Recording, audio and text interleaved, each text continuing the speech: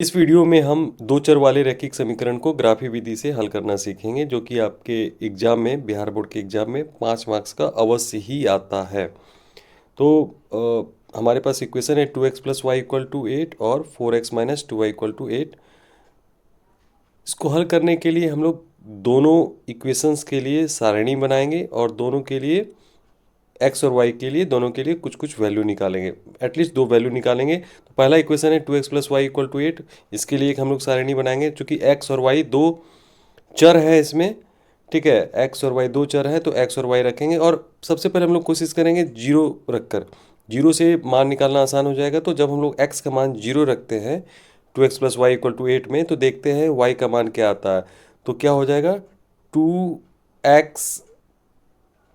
जब हम लोग x का मान जीरो रखेंगे तो क्या होगा, 2 × 2x + y = 8। तो 2x का मान जीरो रखने पे क्या होगा, 2 × 2x का मतलब क्या होता है, पहले मैं आपको ये बता दूं। 2x के बीच में कोई साइन नहीं है, यानी कि जब कोई साइन ना हो तो इसके बीच में गुना का साइन होता है। तो 2x का मतलब हुआ 2 × x। तो 2 × x, तो 2 × 0 + y = 8। किसी भी संख्या को जीरो से मल्टीप्लाई करते हैं तो जीरो आता है। ठीक है, किसी भी संख्या को जीरो से मल्टीप्लाई करने पे क्या आता है, जीरो। तो y में जीरो जोड़ेंगे तो क्या होगा, जीरो का मान तो कुछ भी नहीं होता है। 0 + 2 रखें तो 2 आ जाता है। ठीक है, उसी प्रकार 0 प्लस, ठीक है, 0 + y करेंगे तो y हो जाएगा और y का मान क्या आ जाएगा, 8। तो जब हम लोग x का मान जीरो रखे तो y का मान 8 आ गया। ठीक उसी प्रकार हम लोग x का मान जैसे जीरो रखे थे, अब हम लोग y का मान इस इक्वेशन में जीरो रख करके देखेंगे। अब हम लोग y का मान इस इक्वेशन में जीरो रख कर देखेंगे कि x का क्या मान आता है। ठीक है, तो y बराबर जीरो। अब इस इक्वेशन में हम लोग जहाँ y है वहाँ पर हम लोग जीरो रखेंगे। ठीक है, y का मान जीरो रखने पे 2x + y = 8। तो अब क्या हो जाएगा, 2x + 0 = 8। तो जीरो का मान कुछ भी नहीं होता है, 2x + 0 क्या हो जाएगा, 2x ही हो जाएगा। 2x बराबर 8। तो x का मान क्या हो जाएगा, यहाँ पे 2x मतलब क्या हुआ, 2 × x। तो x बराबर क्या होगा, गुना उधर जाके बटा में बदल जाएगा, तो 8/2। तो 2 से 8 4 बार में कट जाएगा, तो x का मान 4 आया। तो जब हमने y का वैल्यू जीरो रखा तो x का मान 4 आ गया। तो हमारा एक सारणी 2x + y = 8 की सारणी तैयार हो गई है। x बराबर 0, ठीक है, और 4, और y बराबर 8 और 0। ठीक है, ठीक इसी प्रकार अब हम लोग दूसरे इक्वेशन का भी निर्माण करेंगे। 4x - 2y = 8 की सारणी। ठीक है, इसमें भी हम लोग x और y दो चर हैं। तो x का मान पहले हम लोग जीरो रख करके देखते हैं कि क्या वैल्यू आता है। ठीक है, x बराबर जीरो रखने पर 4x - 2y = 8। ठीक है, तो x का मान क्या हो जाएगा, 4 × 0 - 2y = 8। तो किसी भी संख्या को जीरो से गुना करने पे वो जीरो हो जाएगा। अर्थात हमारे पास क्या बच गया, -0 - 2। तो 0 - 2 क्या होता है, -2 ही हो जाता है। जीरो का मान तो कुछ रहेगा नहीं, यानी कि -2y = 8। ठीक है, तो अब क्या होगा, -2y = 8। तो y बराबर हो जाएगा 8। ठीक है, ये गुना में था इधर तो में, तो ये इधर जाके -2 बटे में आ जाएगा।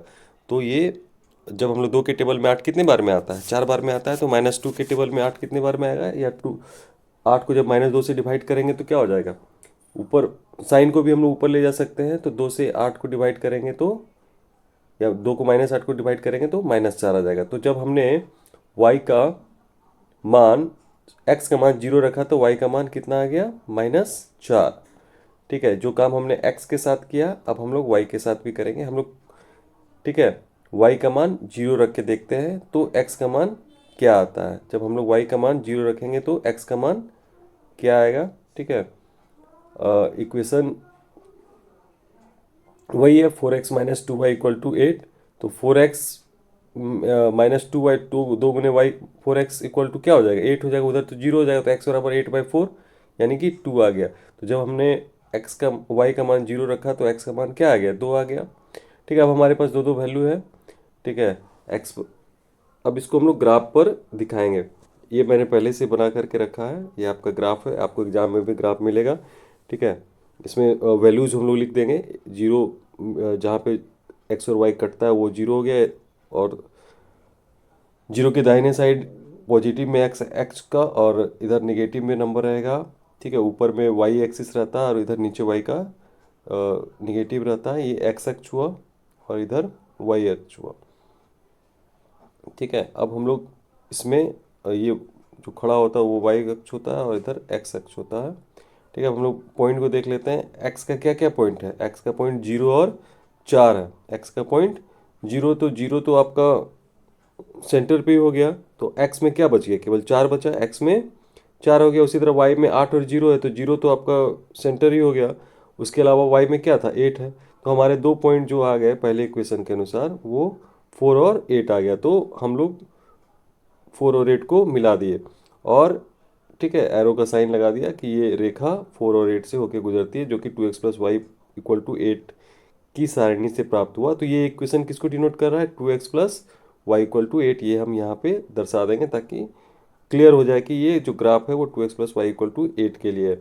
सेकेंड इक्वेशन में 0 और 2 है और -4 और 0 है। तो 0 और 2 में केवल हम लोग 2 को ले लेते हैं एक्स एक्सिस पे, दूसरे में y में -4 और 0 है, तो y का मान -4 में लेंगे तो -4 नीचे आएगा नेगेटिव साइड में। अब हम लोग 2 और 4 को मिला देंगे। ठीक है, 2 और 4 को मिला दिए। ठीक है, और ये जो ग्राफ आ गया, क्या आ गया? 4x minus 2y equal to 8। 4x minus 2y equal to 8। ठीक है, तो ये तो हमारा ग्राफ पे आ गया। अब इसका सॉल्यूशन क्या आया?